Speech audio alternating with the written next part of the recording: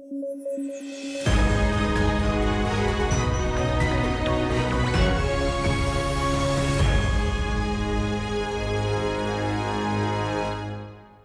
News at 9 programme में आपका स्वागत है। मैं हूं अमृत उपाध्याय। आइए जल्दी से देखें आज की हेडलाइंस। राम मंदिर विवाद एक बार फिर आया चर्चा में। सुप्रीम कोर्ट ने दिए देश भर की सिविल अदालतों को निर्देश, पूजा स्थलों से जुड़ी नई याचिकाएं नहीं होंगी दर्ज। चर्चा में तेलंगाना थल्ली। तेलंगाना थल्ली की नई मूर्ति बनी विवाद का कारण। महत्वपूर्ण सांस्कृतिक प्रतीक के तौर पर देखा जाता है तेलंगाना थल्ली। और जगदीप धनखड़ पर लगाए गए कई आरोप। धनखड़ हैं राज्यसभा के सभापति और देश के उपराष्ट्रपति। विपक्ष ने धनखड़ को उपराष्ट्रपति के पद से हटाने के लिए दिया नोटिस। आइए शुरू करें आज की पहली बड़ी खबर सुप्रीम कोर्ट के गलियारे से। कोर्ट ने देश भर के सिविल अदालतों को निर्देश दिया है कि पूजा स्थलों का मालिकाना हक और टाइटल से जुड़ी नई याचिकाएं दर्ज न की जाएं। कोर्ट ने कहा कि इससे जुड़े जो मामले पहले से लंबित हैं उनमें कोई भी प्रभावी अंतरिम आदेश, सर्वेक्षण का आदेश या अंतिम फैसला तब तक नहीं दिया जाएगा जब तक इस मामले में अगली सुनवाई नहीं हो जाती। आपको बता दें कि पूजा स्थल अधिनियम 1991 के तहत यह प्रावधान है कि 15 अगस्त 1947 को जो भी पूजा स्थल जिस भी स्थिति में थे उनकी वो स्थिति बनाए रखी जाएगी। इस कानून में अयोध्या में विवादित राम जन्मभूमि से जुड़े स्थल को छोड़कर बाकी किसी भी पूजा स्थल के स्वरूप को बदलने की इजाजत नहीं दी गई थी। यह आदेश वाराणसी से जुड़े ज्ञानवापी मस्जिद विवाद, मथुरा से जुड़े कृष्ण जन्मभूमि शाही ईदगाह विवाद और अन्य पूजा स्थलों के विवादों पर भी लागू होगा। इस न्यूज़ को पूरी तरह से समझने के लिए जानना जरूरी है कि पूजा स्थल अधिनियम 1991 है क्या।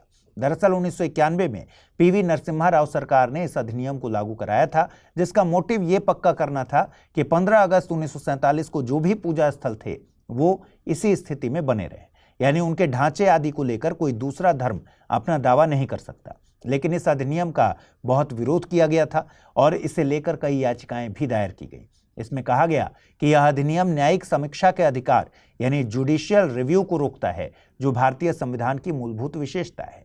याचिकाकर्ताओं ने तर्क दिया है कि यह अधिनियम संसद के अधिकार क्षेत्र से बाहर है और यह धर्मनिरपेक्षता यानी सेक्युलरिज्म के सिद्धांत का भी उल्लंघन करता है। याचिका में मौलिक अधिकारों के तहत मिले धार्मिक स्वतंत्रता के अधिकार का उल्लंघन करने का भी आरोप लगाया गया था। हालांकि सरकार ने अभी तक इस मुद्दे पर अपना पक्ष नहीं रखा है, जबकि सुप्रीम कोर्ट ने 3 साल पहले इस पर नोटिस भी जारी किया था। इसलिए फिलहाल सुप्रीम कोर्ट ने कहा कि वह इस मामले में अनावश्यक याचिकाओं को बढ़ाने नहीं देना चाहता। इसके बजाय अदालत ने सुझाव दिया कि सभी पक्ष केवल इंटरवेंशन एप्लीकेशंस यानी हस्तक्षेप याचिकाएं दाखिल करें। सुप्रीम कोर्ट ने साफ कर दिया है कि अगली सुनवाई तक इस मामले से जुड़े किसी भी नए मुकदमे को दर्ज नहीं किया जाएगा और न ही लंबित मुकदमों में कोई बड़ा फैसला लिया जाएगा। अब यह देखना बाकी है कि सुप्रीम कोर्ट इस अधिनियम की संवैधानिक वैधता पर क्या फैसला देता है। तेलंगाना की राजनीति एक बार फिर गर्मा गई है और इस बार इसकी वजह बनी है एक मूर्ति। जी हां, एक मूर्ति इसकी वजह है। दरअसल तेलंगाना की सरकार राज्य सचिवालय में तेलंगाना थल्ली यानी मदर ऑफ तेलंगाना की एक नई मूर्ति का अनावरण करने वाली है, लेकिन विपक्षी दलों ने इस मूर्ति के डिजाइन पर गंभीर आरोप लगाए हैं। इनफैक्ट यहां तक कह दिया गया है कि नया डिजाइन तेलंगाना के लोगों की पहचान का अपमान करने की कोशिश है। आइए पहले जानते हैं कि तेलंगाना थल्ली है क्या। तेलंगाना थल्ली यानी मदर ऑफ तेलंगाना, जैसे पूरे भारत में भारत माता का कॉन्सेप्ट है, वैसे ही तेलंगाना में तेलंगाना थल्ली का कॉन्सेप्ट है। यह एक ऐसा प्रतीक है जो तेलंगाना को एक अलग राज्य बनाने के आंदोलन से जुड़ा हुआ है। इसके कंपेयर किया जाता था तेलुगु थल्ली से, जिसे आंध्रा मदर के नाम से भी जाना जाता है। अलग तेलंगाना राज्य बनाने के आंदोलन के दौरान आंदोलनकारी तेलंगाना थल्ली की तस्वीरों को साथ लिए रहते थे और राज्य के दर्जे की मांग को लेकर अक्सर इसी देवी का हवाला दिया जाता था।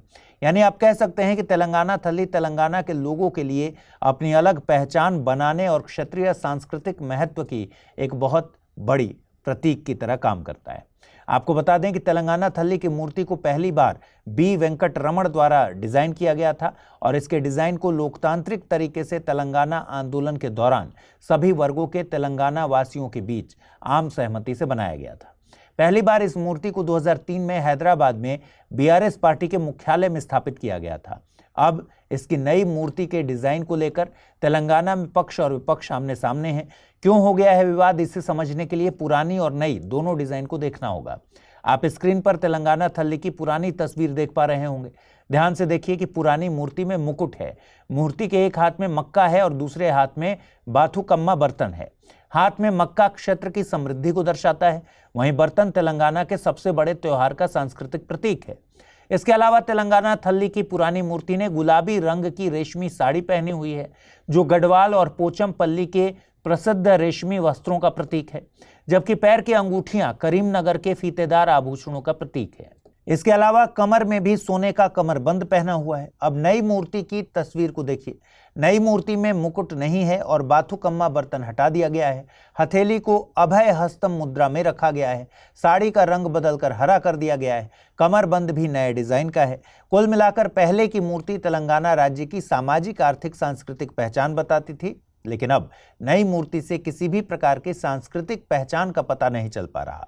विपक्ष ने यहां तक कह दिया कि नई मूर्ति की अभय हस्त मुद्रा तेलंगाना की सरकार की पार्टी का चिन्ह भी है। इस नई मूर्ति के डिजाइन को लेकर विपक्षी दल तेलंगाना उच्च न्यायालय भी पहुंच गए हैं। हाल ही में राज्यसभा के सभापति और देश के उपराष्ट्रपति जगदीप धनखड़ पर कई आरोप लगे हैं।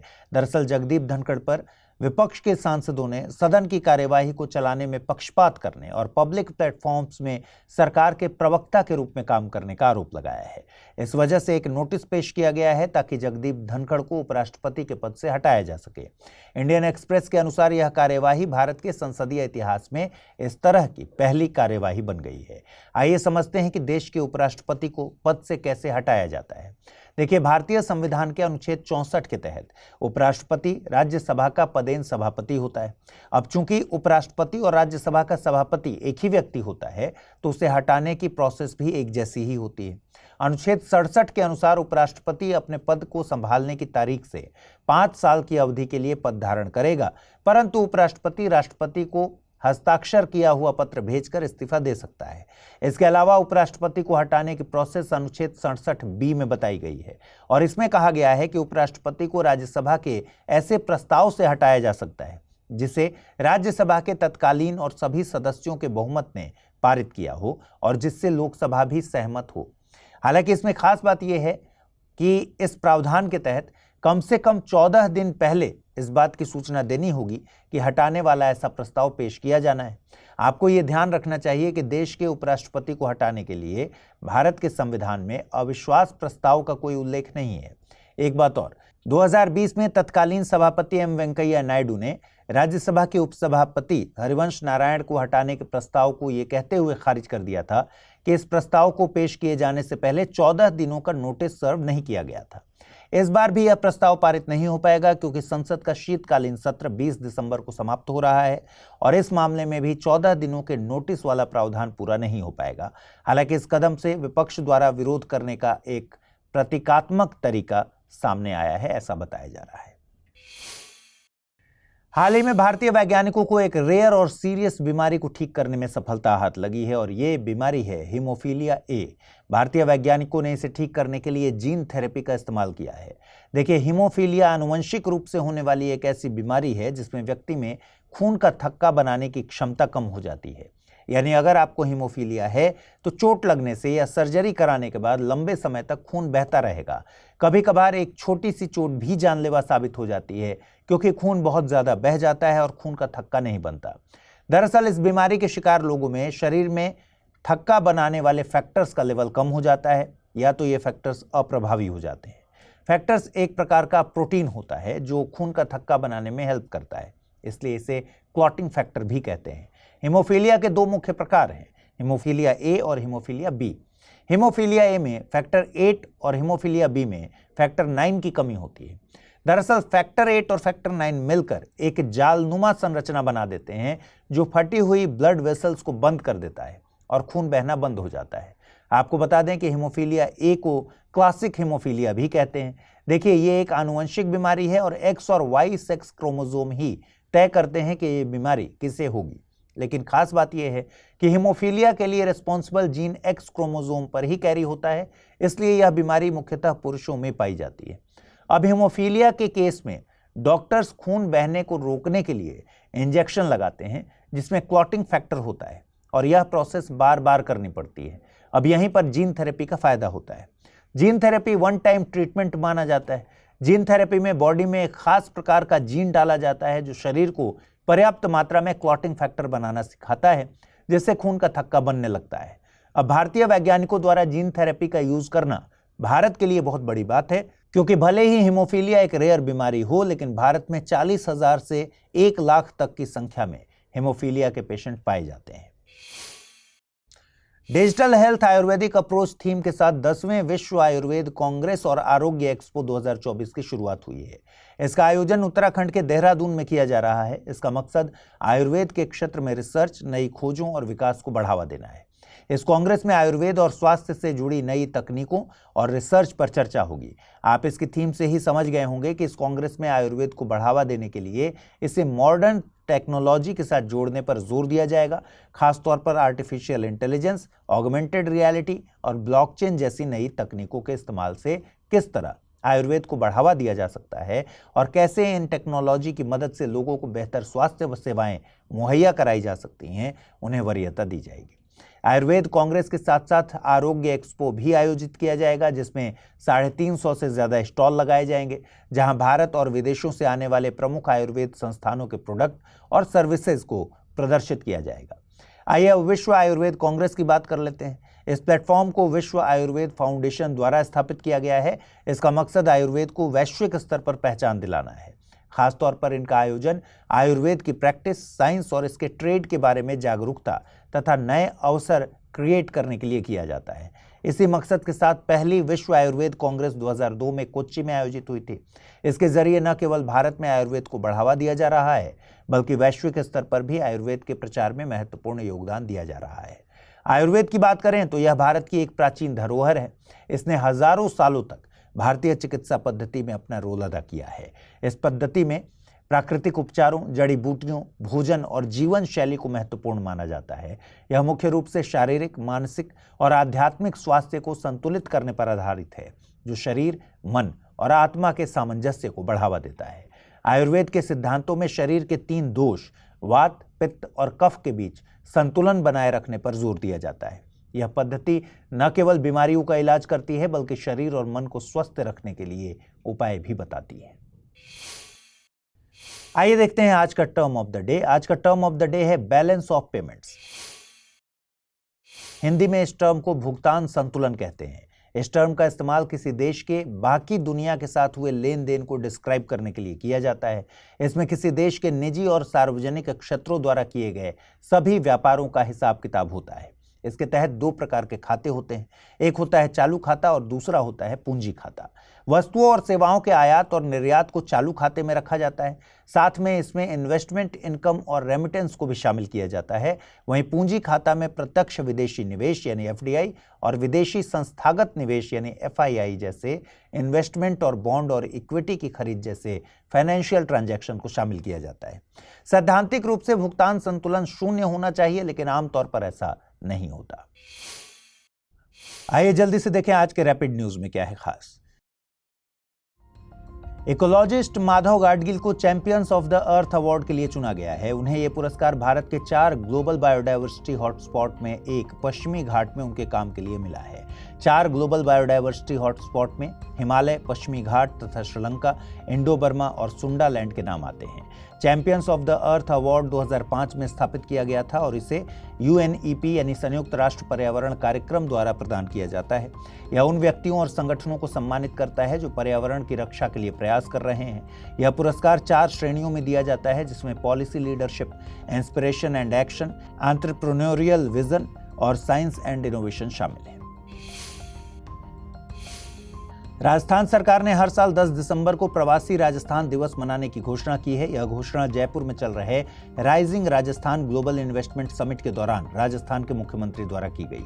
इसके अलावा सरकार ने प्रवासी राजस्थान सम्मान देने और प्रवासी राजस्थानियों के लिए एक विभाग बनाने का भी निर्णय लिया है।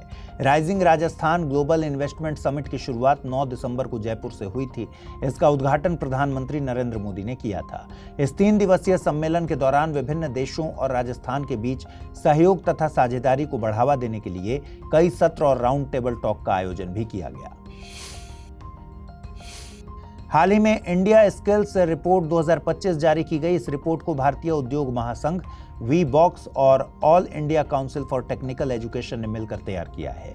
यह रिपोर्ट 6.5 लाख उम्मीदवारों के डेटा और 1000 कंपनियों के विचारों पर आधारित है। रिपोर्ट के अनुसार 2025 तक भारत के 55% ग्रेजुएट वैश्विक रूप से रोजगार योग्य होंगे, जो 2024 में 51.2% था। इसमें मैनेजमेंट ग्रेजुएट की रोजगार योग्यता 78% है। इसके बाद इंजीनियरिंग, एमसीए और साइंस से जुड़े ग्रेजुएट लोगों का स्थान आता है।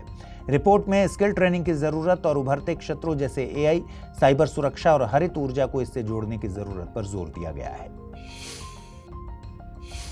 केंद्रीय मंत्री डॉक्टर जितेंद्र सिंह ने घोषणा की है कि 2035 तक भारत अपना अंतरिक्ष स्टेशन बनाएगा, जिसका नाम भारत अंतरिक्ष स्टेशन होगा। इसके अलावा 2040 तक एक भारतीय को चंद्रमा पर लैंड कराने की भी तैयारी चल रही है। अंतरिक्ष स्टेशन एक ऐसा अंतरिक्ष यान है जो लंबे समय तक अंतरिक्ष में रह सकता है। यह एक कृत्रिम सैटेलाइट होता है जिसमें अंतरिक्ष यात्री रुक सकते हैं और स्पेस क्राफ्ट को डॉक कर सकते हैं। अंतरिक्ष स्टेशन ज्यादातर वैज्ञानिक कामों के लिए बनाए जाते हैं। वर्तमान में सिर्फ 2 स्पेस स्टेशन मौजूद हैं, जिसमें से एक है इंटरनेशनल स्पेस स्टेशन, जिसे नासा ने अन्य देशों के साथ मिलकर बनाया था, और दूसरा है चीन का अंतरिक्ष स्टेशन तियांगोंग। अगर भारत अपना अंतरिक्ष स्टेशन बनाता है तो यह तीसरा अंतरिक्ष स्टेशन होगा। खेलो इंडिया विंटर गेम्स 2025 लद्दाख और जम्मू कश्मीर में 2 चरणों में आयोजित होंगे। लद्दाख में इनका आयोजन 23 से 27 जनवरी तक किया जाएगा, जहां आइस इवेंट्स जैसे आइस हॉकी और आइस स्कीइंग जैसे खेलों का आयोजन होगा। वहीं जम्मू कश्मीर में 22 से 25 फरवरी तक इसके शेष इवेंट आयोजित होंगे। इसमें स्नो इवेंट्स जैसे अल्पाइन स्कीइंग, नॉर्डिक स्कीइंग आदि इवेंट आयोजित होंगे। इन खेलों का मकसद विंटर ओलंपिक के लिए बेहतरीन खिलाड़ियों का चयन करना है, जो 2026 में मिलान, इटली में आयोजित होंगे। आपको बता दें कि खेलो इंडिया विंटर गेम्स की शुरुआत 2020 में हुई थी। आइए देखें आज के बुलेटिन पर आधारित प्रश्न। पहला सवाल है, हीमोफीलिया के संबंध में निम्नलिखित कथनों पर विचार करें। हीमोफीलिया आनुवंशिक रूप से होने वाली एक बीमारी है। हीमोफीलिया ए में फैक्टर 8 की कमी पाई जाती है। ऊपर दिए गए कथनों में से कौन सा सही है या है? केवल एक, केवल दो, एक और दो दोनों, न तो एक नहीं दो। अगला प्रश्न है, भारत में उपराष्ट्रपति के संबंध में निम्नलिखित कथनों पर विचार करिए। उपराष्ट्रपति राज्यसभा का पदेन सभापति होता है। उपराष्ट्रपति को हटाने की प्रक्रिया अनुच्छेद 67B में बताई गई है। ऊपर दिए गए कथनों में से कौन सा सही है या है? केवल एक, केवल दो, एक और दो दोनों, न तो एक नहीं दो। आइए देखें पिछले बुलेटिन में आपसे कौन से सवाल पूछे गए थे, उनके सही जवाब क्या है। हाल ही में यूनेस्को ने अबथसाहायेश्वर मंदिर को विशिष्ट सांस्कृतिक विरासत संरक्षण पुरस्कार से सम्मानित किया। यह मंदिर स्थित है कर्नाटका, तमिलनाडु, आंध्र प्रदेश या फिर केरल। सही जवाब है विकल्प बी यानी तमिलनाडु। और अगला प्रश्न था, यूएसए में मोनार्क तितली को एंडेंजर्ड स्पीशीज एक्ट 1973 के तहत एंडेंजर्ड घोषित करने का प्रस्ताव लाया गया है, क्योंकि इसकी संख्या में लगातार वृद्धि दर्ज की जा रही है, इसकी संख्या में लगातार कमी दर्ज की जा रही है, मोनार्क तितली यूएसए की अन्य तितलियों के लिए खतरा बन चुकी है, या फिर उपर्युक्त में से कोई नहीं। सही जवाब है विकल्प बी यानी इसकी संख्या में लगातार कमी दर्ज की जा रही है। तो आज इस बुलेटिन में फिलहाल इतना ही। कल रात 9 बजे आपसे फिर से मुलाकात होगी। ख्याल रखिए अपना, ठीक से पढ़ाई कीजिए। अगर आप इस बुलेटिन की पीडीएफ हासिल करना चाहते हैं, अमृत उपाध्याय 007 टेलीग्राम चैनल पर इसकी पीडीएफ रोजाना मिलती है। और आज पूछे गए सवालों का जवाब भी कमेंट सेक्शन में जरूर दीजिएगा। नमस्कार।